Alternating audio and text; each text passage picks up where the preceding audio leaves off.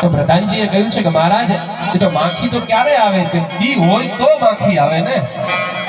તો રાજાએ સરસ જવાબ આપ્યો, આજે મારો દી છે ને એટલે મારા ઘરે યાચક આવે છે, નહીતર હું કોઈના ઘરે માંગવા જાઉં.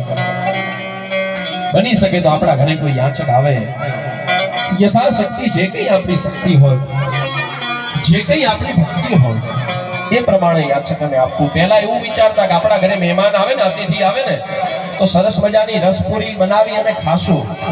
હવે એવું વિચારે છે કે મહેમાન જાય તો રસપુરી બનાવીને ખાશું. એટલે આવી ભાવના તો હોવી જોઈએ.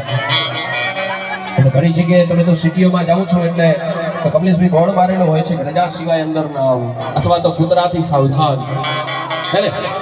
આપણા લેખકો, આપણા કવિઓ પણ આપણને ભજન દ્વારા સમજી ગયા છે. અને આપણા વડવાઓ, આપણા ઘટિયાએ કીધું હશે કે ક્યારેક એક વખત ભગવતી અથવા ભગવાન કોઈ યાચકનું રૂપ લઈ અને આપણા ઘરે આવે છે.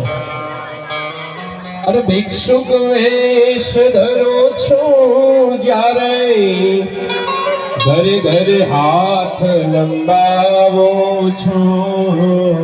ભિક્ષુક વેશ ધરો છો જ્યારે, ઘરે ઘરે હાથ લંબાવો છો.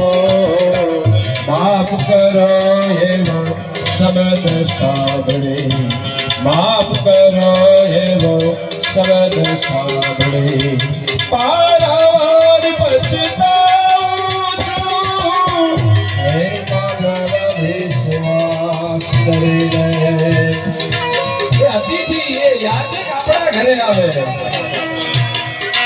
ત્યારે એમ ન કહેવું પડે કે માફ કરજો, અમારા ઘરે કોઈ નથી. આપણી પાસે યથાશક્તિ જે કઈ હોય ને એને આપવું પડે. એ ભજનની અંદર કહ્યું છે કે પરમાત્મા ક્યારેક આપણા ઘરે આવે છે. શ્રીમંતોની સુખ સાહેબ આગળ જોવા જાઓ છો. શ્રીમંતોની સુખ સાહેબ આગળ જોવા જાઉં છો.